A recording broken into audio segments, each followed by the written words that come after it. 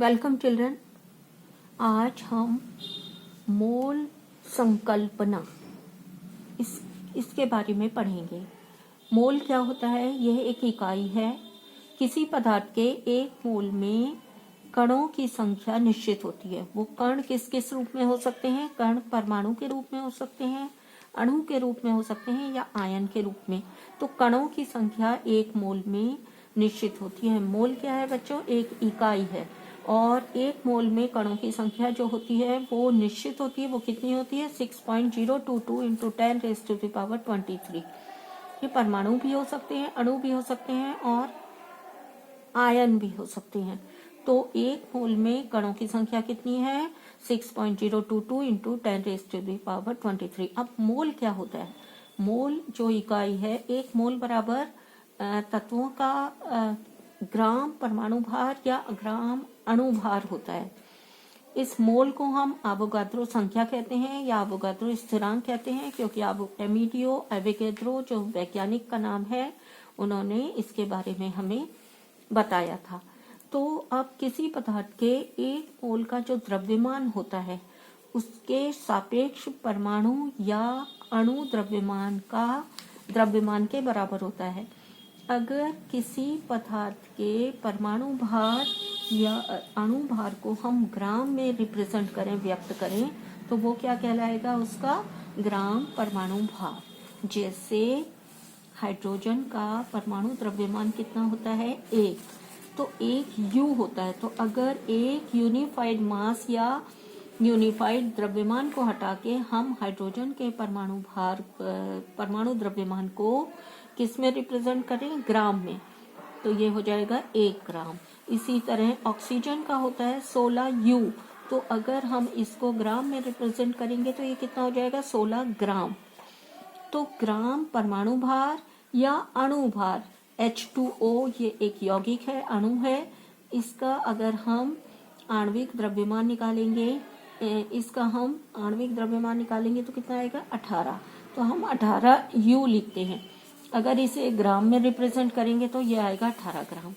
तो एक मोल का मतलब होता है किसी पदार्थ का एक मोल का द्रव्यमान होता है सापेक्ष परमाणु या अणु द्रव्यमान जो ग्राम में रिप्रेजेंट किया गया हो उसके बराबर। किसी तत्व के परमाणुओं में एक मोल का द्रव्यमान मोलर द्रव्यमान कहलाता है। जो एक मोल का जितना द्रव्यमान होता है, क्योंकि एक मोल का द्रव्यमान अलग अलग तत्वों का और अलग अलग अणुओं का अलग अलग होगा, तो वो क्या कहलाता है? मोलर द्रव्यमान। आपको यहाँ पर ये वाला रिलेशन एक बार समझ में आ गया तो आप इस पर सभी न्यूमेरिकल्स जो आते हैं उनको सॉल्व कर सकते हैं। मोल क्या होता है? किसी भी कण, परमाणु, अणु या आयन, कोई भी कण हो, उनका एक मोल बराबर होता है। अगर उसमें हम कणों की संख्या गिनेंगे तो कितनी आएगी? 6.022 इंटू 10⁻23। कणों की संख्या इतनी आएगी एक मोल में। और उसका द्रव्यमान कितना होगा? द्रव्यमान होगा उसका कणों का सापेक्ष द्रव्यमान। जो भी कण हम ले रहे हैं उनका सापेक्ष द्रव्यमान, हाइड्रोजन ले रहे हैं तो उसका द्रव्यमान लेंगे, कार्बन ले रहे हैं तो उसका द्रव्यमान लेंगे, नाइट्रोजन ले रहे हैं तो उसका द्रव्यमान लेंगे। तो उसको हम ग्राम में रिप्रेजेंट करेंगे तो क्या हो जाएगा? वो ग्राम परमाणु भार या ग्राम अणु भार। तो ग्राम अणु भार बराबर होता है 1 मोल। और कणों की संख्या कितनी होती है? कणों की संख्या बिल्कुल नहीं बदलती, 6.022 इंटू 10⁻23 होती है 1 मोल में। इसका मतलब हो गया 1 मोल बराबर कितने कण? 6.022 इंटू 10⁻23 कण। ये परमाणु भी हो सकते हैं, अणु भी। और बराबर हो गया ग्राम सापेक्ष द्रव्यमान। ग्राम में जिस द्रव्यमान को जब हम ग्राम में रिप्रेजेंट करते हैं तो वो। इसको समझने के लिए आपको यहाँ पर ये बात इससे और क्लियर हो जाएगी। अगर हमने कार्बन का 1 मोल लिया तो कार्बन के 1 मोल में कणों की संख्या निश्चित होगी 6.022 इंटू 10⁻23। और कार्बन का जो ग्राम परमाणु भार है, क्योंकि कार्बन का द्रव्यमान 12 होता है तो इसका 12 हो गया, तो 12 ग्राम बराबर 1 मोल। इसी तरह अगर हमने हाइड्रोजन का लिया तो हाइड्रोजन का द्रव्यमान कितना होता है बच्चों? 1। तो एक को हमने ग्राम में रिप्रेजेंट कर दिया, 1 ग्राम। तो 1 ग्राम बराबर 1 ग्राम हाइड्रोजन बराबर हो जाएगा 1 मोल हाइड्रोजन, और 1 मोल हाइड्रोजन में कणों की संख्या कितनी आएगी, ये निश्चित है 6.022 इंटू 10⁻23। 1 मोल हमने जल लिया, तो 1 मोल जल का क्या मतलब होगा, जो जल का आणविक भार है, तो जल का अगर हम अणु भार निकालेंगे तो वो 18 आता है। तो 18U को हम G में रिप्रेजेंट करेंगे तो 18G हो जाएगा, ये 18 ग्राम।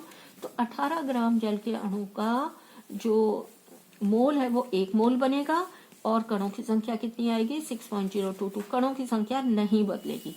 इसमें ये क्या आएंगे, अणु आएंगे। ये क्या थे, परमाणु, क्योंकि यहाँ पर हमने हाइड्रोजन तत्व लिया था। यहाँ पर हम अणु ले रहे हैं जल का। जल अणु होता है, तो जल यौगिक होता है, उसका एक अणु लिया है। एक अणु का जो भार होता है वो कितना होता है, 18 ग्राम, और कणों की संख्या निश्चित होती है। तो इस प्रकार अलग अलग तत्वों का, अलग अलग यौगिकों का परमाणु भार हम ग्राम में लिखेंगे। वो बराबर क्या होगा, 1 मोल। और 1 मोल में जब कणों की संख्या पूछी जाएगी तो वो कितनी आएगी, 6.022 इंटू 10⁻23। यहाँ पर देखिए मैंने यहाँ पर कुछ तत्वों के नाम लिखे हुए हैं। कार्बन, तो इसका परमाणु भार 12 होता है, तो 12 ग्राम बराबर 1 मोल, और 1 मोल में कणों की संख्या 6.022 इंटू 10⁻23। हाइड्रोजन, द्रव्यमान कितना होता है, 1, तो 1 ग्राम बराबर, अगर ग्राम में रिप्रेजेंट कर दिया, 1 ग्राम बराबर 1 मोल, और 1 मोल में कणों की संख्या 6.022 इंटू 10। अगर आपको ये रिलेशन एक बार समझ में आ जाएगा तो कोई भी न्यूमेरिकल ऐसा नहीं है, इस पर बेस आपको पेपर में न्यूमेरिकल्स आते हैं बच्चों। और न्यूमेरिकल बहुत आसान है, अगर आपको ये समझ में आ जाए कि मोल और कणों की संख्या, परमाणुओं की संख्या या अणुओं की संख्या, और द्रव्यमान में उस तत्व का या अणु के द्रव्यमान में क्या रिलेशन है। तो द्रव्यमान तो वही है जो हम यूनिफाइड मास में U में निकालते हैं, उसको हमें G में लिख देना है। तो इतने ग्राम, क्योंकि ऑक्सीजन का जो द्रव्यमान होता है 16 होता है, 16U, तो हमने इसको किस में लिख दिया, 16G हमने ग्राम में लिख दिया। ग्राम परमाणु भार ऑक्सीजन का बराबर 1 मोल होता है, और 1 मोल में कणों की संख्या 6.022 इंटू 10⁻23 होती है। अब आपको इस पर बेस न्यूमेरिकल करने हैं। यहाँ पर हम कुछ न्यूमेरिकल के उदाहरण ले लेते हैं। यहाँ पर देखिए, यहाँ पर मैंने कुछ क्वेश्चन लिखे हुए हैं। क्वेश्चन नंबर 1 है, मोलों की संख्या परिकलित कीजिए। मोलों की संख्या निकालनी है। क्वेश्चन है आपका 52 ग्राम हीलियम। तो हीलियम में आपको मोलों की संख्या निकालनी है। कैसे निकालेंगे आप, मोलों की संख्या निकालने के लिए आपको हीलियम का क्या पता होना चाहिए, आपको हीलियम एक तत्व है He, इसका क्या पता होना चाहिए, द्रव्यमान। इसका द्रव्यमान होता है 4U। अगर हम ग्राम में रिप्रेजेंट करेंगे तो 4 ग्राम। इसका मतलब है 4 ग्राम हीलियम बराबर क्या आएगा, 1 मोल। जो ग्राम परमाणु भार होता है वो 1 मोल बनता है। आपको क्या करना है, मोलों की संख्या, आपको इसकी मात्रा दी हुई है 52 ग्राम। तो 4 ग्राम का क्या बनता है, 4 ग्राम बराबर होता है 1 मोल। तो कितने ग्राम दिए, 52 ग्राम। तो 52 ग्राम बराबर कितने मोल हो जाएंगे, आपको मोलों की संख्या पूछी है। जब आप इफ एंड देयरफॉर करते हैं, ये है आपका इफ, यदि, तो यदि 4 ग्राम बराबर 1 मोल, तो 52 ग्राम बराबर, तो हम क्या करते हैं इसको कैलकुलेट करने के लिए, 1 को हमने नीचे उतारा, ये जो नीचे नंबर लिखा हुआ है इसको मल्टीप्लिकेशन में लिखते हैं, और जो ऊपर नंबर लिखा हुआ है उसको हम बटे में लिख देते हैं। तो ये बटे में लिख देंगे। हम 52 को 4 से काट देंगे, तो ये कितना कटेगा, 13। तो ये क्या आ जाएगा आंसर आपका, 13 मोल। इसका आंसर क्या आ जाएगा, 13 मोल। अर्थात 52 ग्राम में, 52 ग्राम में हीलियम के कितने मोल होते हैं, 13 मोल। ये आपका आंसर आएगा। क्वेश्चन नंबर 2, क्वेश्चन नंबर 2 में आपको कणों की संख्या दी हुई है। यहाँ पे कणों की संख्या दी है 12.044 इंटू 10⁻23 हीलियम परमाणु। ये आपको परमाणुओं के नंबर दिए हैं, कणों के नंबर। अब कणों के नंबर से आप मोल कैसे निकालेंगे? एक मोल में कितने कण होते हैं? एक मोल के आपको पता है कण कितने होते हैं, निश्चित होते हैं बच्चों, 6.022 इंटू 10⁻23। ये कण बराबर होता है एक मोल। एक मोल में कण इतने होते हैं। तो आपसे इतने भी पूछे गए हैं 12 पॉइंट में, तो यहाँ पर लिख दीजिए यदि और तो 12.044 इंटू 10⁻23 अगर कण होंगे तो मोल कितने हो जाएंगे, ये बराबर आएंगे। तो आप क्या करेंगे, एक को एज इट इज नीचे उतारेंगे, ये नीचे वाली संख्या को इसके गुणा में ऊपर लगाएंगे। 12.044 इंटू 10⁻23, ये 23 है। तो यहाँ पर आप इसके बटे में क्या लगाएंगे, ये ऊपर वाली संख्या 6.022 इंटू 10⁻23, ये भी 23 है बच्चों। तो ये 6.022 और यहाँ पर कितना है 12.044, ये इसका डबल है, ठीक। तो आप इसको 1 2 सा, तो ये 23 भी आपस में कट जाएंगे, कितने आ जाएंगे 2, तो 2 मोल आएंगे ये। इसी प्रकार क्वेश्चन नंबर सी में आपसे पूछा गया है 12 ग्राम ऑक्सीजन गैस। अब ऑक्सीजन जो गैस है, ऑक्सीजन गैस का मतलब क्या हुआ, O2। गैस जो होती है वो O2 है। तो एक ऑक्सीजन का जो आपका परमाणु भार होता है वो 16 U होता है। तो O2 का कितना हो जाएगा 32 U। अब इसको हम ग्राम में रिप्रेजेंट करेंगे तो ये क्या आएगा 32 ग्राम। तो ये आ गया आपका ऑक्सीजन गैस का ग्राम परमाणु भार। तो आपसे 12 ग्राम में पूछा है, 32 या 32 ग्राम बराबर है 1 मोल। तो 12 ग्राम में कितने मोल हो जाएंगे ये पूछे हैं आपसे, मोल पूछे हैं। तो आप क्या करेंगे, एक को एज इट इज उतारेंगे, नीचे वाले को मल्टीप्लाई में रखेंगे और ऊपर वाले को डिवीजन में। तो इसको बटे में लिख दिया आपने 12 को 32 से काट देना है, 12 और 32 4 3 12 और 4 8 32, ये आएगा आपका 3/8। जब 3 को 8 से आप भाग देंगे तो ये आएगा 0.375। ये क्या आ गया मोल। तो आप आराम से इफ एंड देयरफॉर से मोल निकाल सकते हैं यदि और तो लिखकर।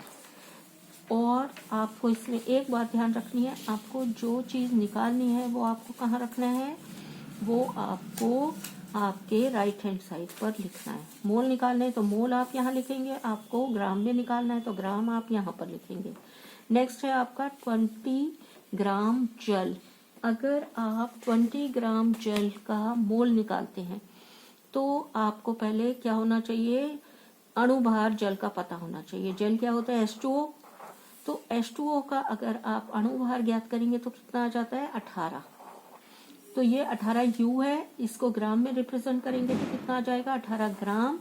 तो इसका मतलब है ये इसका आणविक भार है। तो ग्राम अणुभार इसका 18 होता है जल का। तो H2O यानी कि आपको 20 ग्राम दिए हैं तो 18 ग्राम बराबर कितने हो जाएंगे 1 मोल। ये 1 मोल बनेगा इसका। जितना भी ग्राम परमाणु भार या ग्राम अणु भार होता है उसका 1 मोल बनता है बच्चों। तो इसका ग्राम अणु भार 18 है तो 18 ग्राम बराबर 1 मोल हो गया। अब आपसे पूछा है 20 ग्राम में कितने, तो 18 ग्राम बराबर 1 मोल, तो 20 बराबर कितने हो जाएंगे, 1 को एज इट इज उतारेंगे, 20 को इसके मल्टीप्लिकेशन में और 18 को नीचे। तो यहाँ पर नीचे लगाएंगे, आप काट दीजिए इसको, 2 से काट दिया हमने तो ये आएगा 10/9 और 10 को जब आप 9 से डिवाइड करेंगे तो ये आ जाएगा 1.11 ऐसे आएगा। ये क्या बन गया इसके मोल। इसी तरह अगर आपसे पूछा गया है 22 ग्राम कार्बन डाइऑक्साइड के मोल बनाओ, यहाँ मोलों की हम परिकलन संख्या को परिकलित कर रहे हैं, तो क्या दिया हुआ है 22 ग्राम कार्बन डाइऑक्साइड CO2। तो पहले हमें क्या पता होना चाहिए, 22 ग्राम तो हमें दिया है, हमें इसका क्या पता होना चाहिए, अणुभार पता होना चाहिए। तो कार्बन का होता है 12 और ऑक्सीजन का 16, O2 है तो 16 दूनी 32, तो ये कितना आ जाएगा आपका 44 ग्राम। इसका मतलब है ये ग्राम अणुभार 44 है कार्बन डाइऑक्साइड का, तो 44 ग्राम बराबर 1 मोल। मोल तो एक ही होता है जितने ग्राम परमाणु भार या ग्राम अणुभार होते हैं, तो 22 ग्राम में कितने आ जाएंगे। एक को ऐसे ही उतारेंगे, ये नीचे वाले को मल्टीप्लिकेशन में लगा देंगे और ऊपर वाले को डिवीजन में, तो 22 दूनी 44 होता है, 22 एकम 22, 22 दूनी 44, आपने काट दिया 1/2।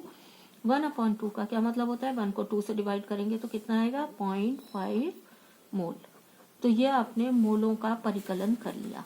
अब क्वेश्चन नंबर 2 में आपको पूछा है द्रव्यमान क्या होगा, यानी कि हमें द्रव्यमान कैलकुलेट करना है।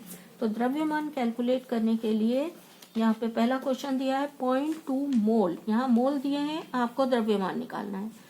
ऑक्सीजन परमाणु, तो ऑक्सीजन परमाणु का पहले हम क्या पता कर लेंगे, ग्राम परमाणु भार, क्योंकि हमें क्या निकालना है 0.2 मोल ऑक्सीजन में परमाणु निकालने हैं। ऑक्सीजन परमाणु का हमें द्रव्यमान निकालना है, तो द्रव्यमान निकालने के लिए ऑक्सीजन का कितना होता है, ऑक्सीजन परमाणु है क्योंकि, तो ऑक्सीजन का होता है 16U, तो 16U को हम ग्राम में लिखेंगे, 16 ग्राम हो गया।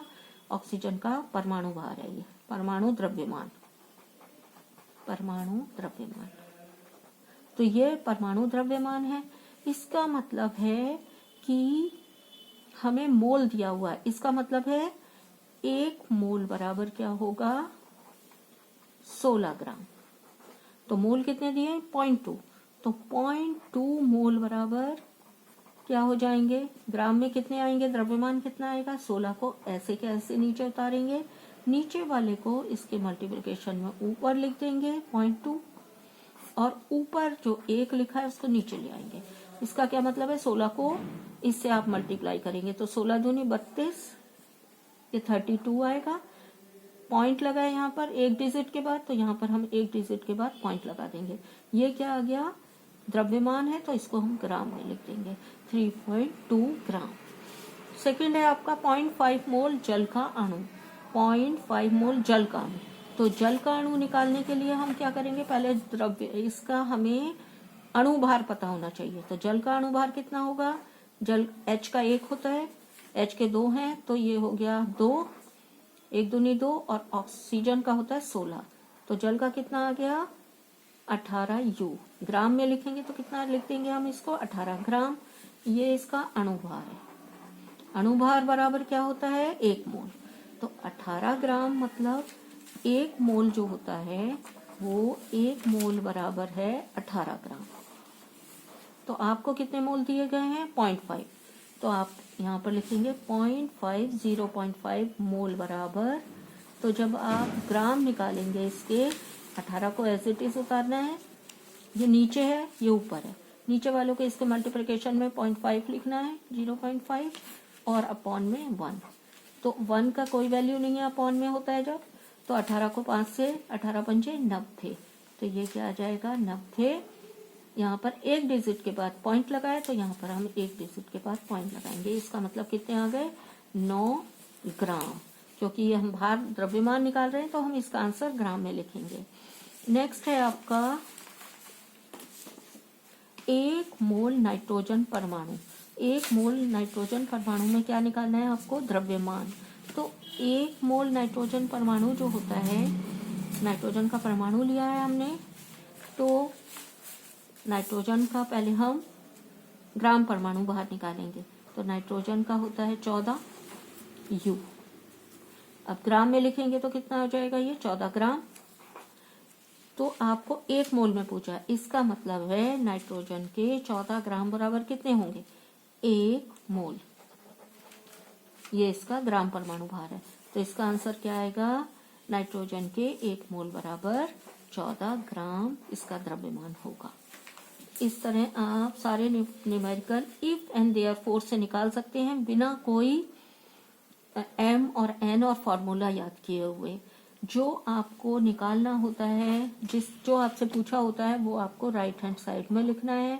अगर मोलों की संख्या पूछी है तो ग्राम परमाणु भार को यहाँ लिखिए और मोल यहाँ पर लिखिए।